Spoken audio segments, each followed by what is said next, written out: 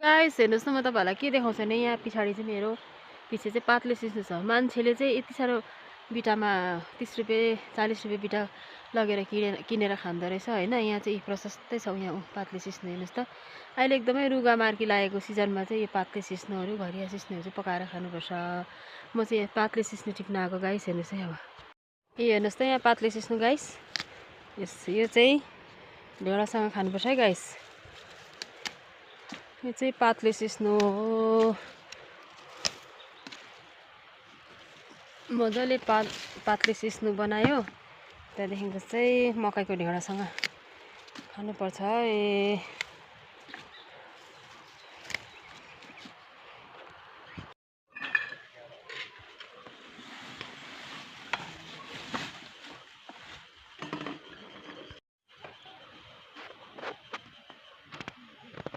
बड़ा बापा चिचु पदी